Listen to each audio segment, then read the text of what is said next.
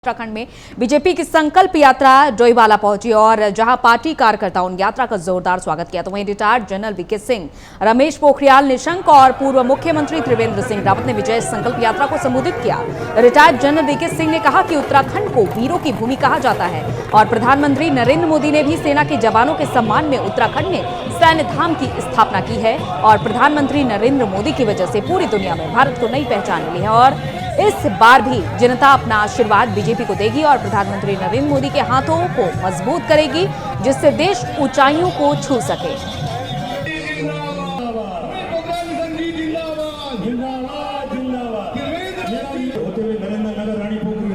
मंडल से होते हुए डोईवाला मंडल पहुंची है।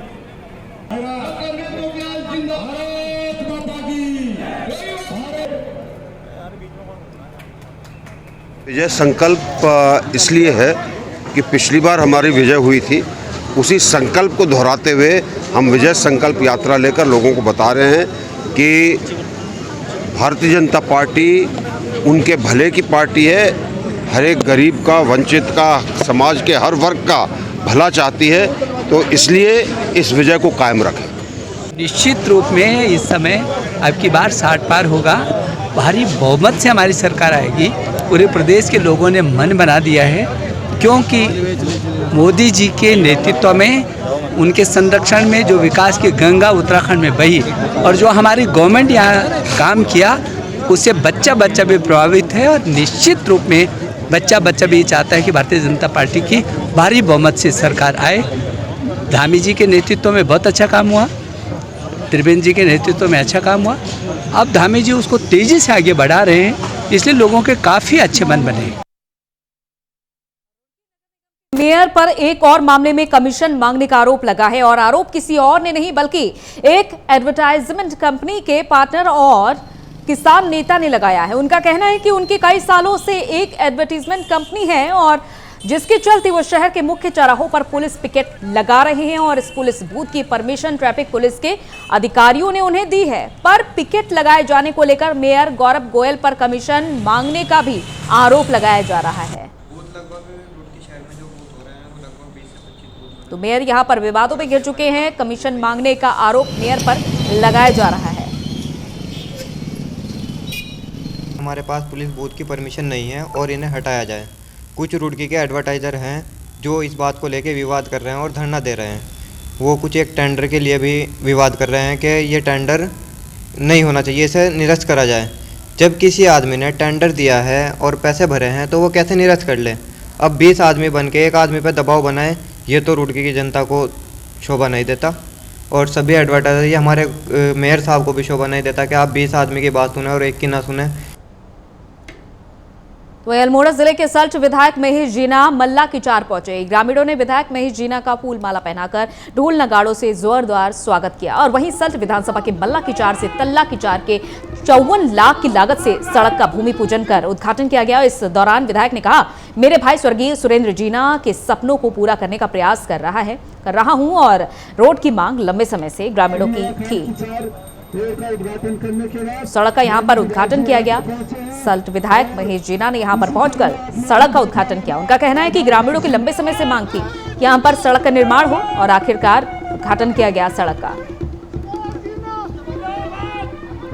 आज सल्ट में हमारे खुमाड़ से मल्ला की चार तल्ला की चार रोड का हमने सुबह 10 बजे उद्घाटन किया। वहां से हम अधे थात्राड़ का हमारा PMYGS से डामरीकरण का कार्य का शुभारंभ आज हमने किया। उसके बाद हम लोग पोखरी में जल मिलन के लिए गए क्योंकि वहाँ पर हमारे काफ़ी लोग स्वागत के लिए तैयार थे। काफ़ी दिनों से उन्होंने हमें अपने गांव में बुलाया था, उनकी जो समस्याएं थी उनको सुना और उनको सही सॉल्व करने का प्रयास किया।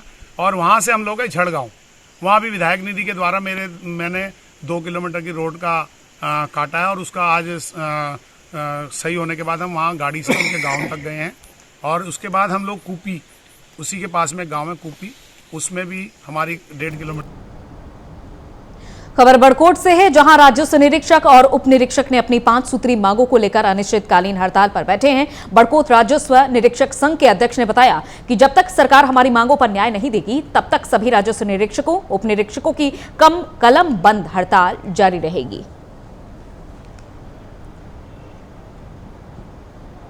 हड़ताल चल रही है राजस्व निरीक्षकों की।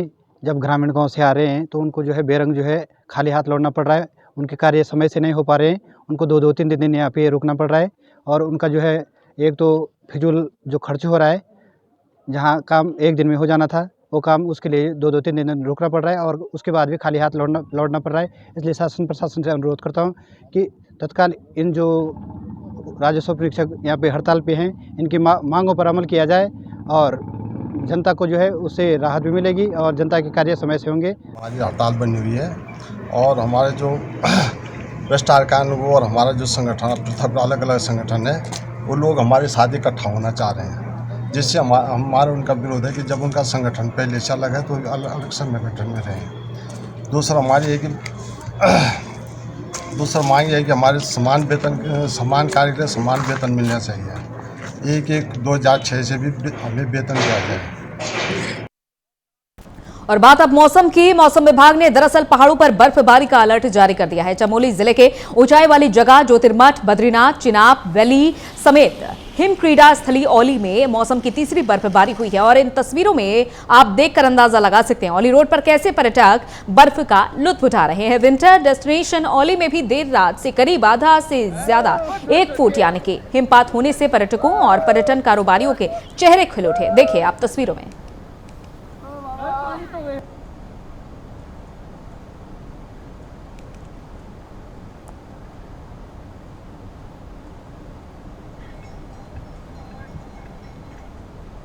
तो जैसा कि शीतलहर के बीच पहाड़ों में लगातार बर्फबारी जारी है और कल रात से ही लगातार बर्फबारी हो रही है, जिससे क्षेत्रीय लोगों की मुसीबतें हालांकि बढ़ भी गई हैं। तो वहीं सैलानियों को ये मौसम बहुत ज्यादा लुभावना लग रहा है, जिससे होटलों में अभी पर्यटकों की भीड़ और भी ज्यादा बढ़ रही है।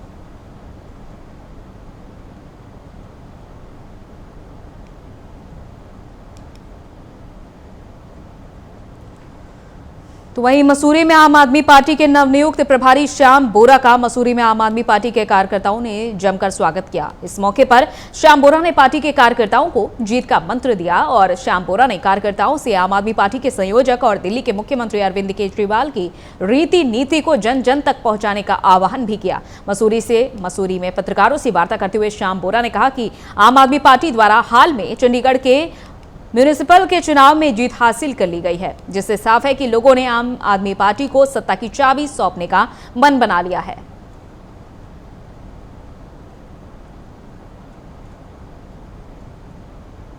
हम अपने जो भी हमारे कार्यकर्ता हैं उनसे हमारी समीक्षा बैठक है, आने वाले आगामी विधानसभा की तैयारियों के विषय पे है।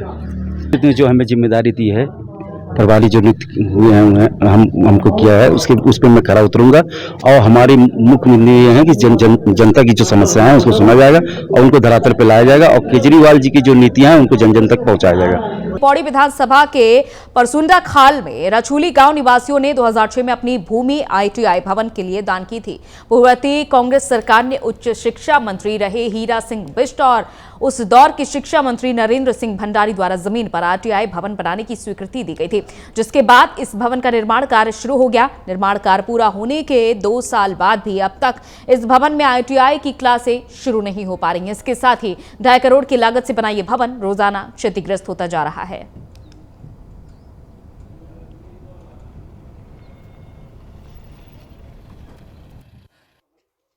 ITI भवन जो है मेरे ख्याल 2 वर्ष पूर्व बन करके तैयार हो गया है। आज तक बिल्कुल कंप्लीट है और लावारिस हालत में पड़ा हुआ है। 2-2.5 करोड़ इसमें जो है जनता का पैसा खर्च हो रखा है। इससे पहले भी अगर इस बिल्डिंग का सदुपयोग नहीं किया जाता है, इसमें क्लासेस शुरू नहीं की जाती है, अगर कोई बाध्यता सरकार के पास है कि हम ITI शुरू नहीं कर सकते हैं, तो हमारा निवेदन है कि हमारा बगल में इंटर कॉलेज जनता इंटर कॉलेज है, उसके पास भी कक्षाओं का जो है अभाव है, तो फिलहाल इसको जो है वहाँ स्थानांतरण कर दिया जाए, क्योंकि जनता इंटर कॉलेज ने भी जो है एक कक्ष जो है ITI को संचालित करने के लिए दे रखा था और अभी तो उन्हीं के पास भी है। 3 साल तक इसमें जो है डाटा एंट्री का जो है उसमें कंप्यूटर क्लास भी चले, लेकिन उसके बाद जो है जब बिल्डिंग बन गई तो उन्होंने वो भी हटा दिया यहाँ से। तो वही बीजेपी की विजय संकल्प यात्रा को लेकर हल्द्वानी में भी कार्यकर्ताओं में भारी उत्साह देखने को मिला।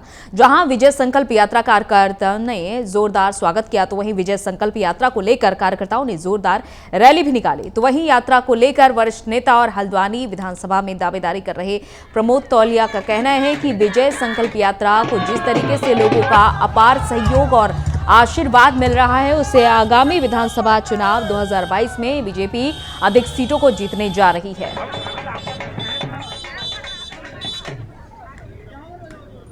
विजय संकल्प यात्रा ये भीमताल से होकर हल्द्वानी पहुंच चुकी है। लोगों में भारी उत्साह है, जो घरों से निकल कर लोग यहाँ स्वागत कर रहे हैं विजय संकल्प यात्रा का, और ये पहुंच चुकी है। सारे लोग जगह जगह पे स्वागत विजय संकल्प यात्रा कर रहे हैं। विजय संकल्प यात्रा के साथ साथ 30 तारीख को आने वाली मोदी जी की जो यहाँ सभा होनी है, उसमें ज़बरदस्त उत्साह है। हर गली मोहल्ले, हर घर से आदमी मोदी जी को सुनने के लिए आना चाहता है। हमारे कार्यकर्ता गली गली में जाके निमंत्रण पत्र दे रहे हैं, और आने वाली 30 तारीख को मोदी जी जो MB कॉलेज में सभा करने जा रहे हैं, उसमें लाखों लोग उमड़ने को तैयार बैठे।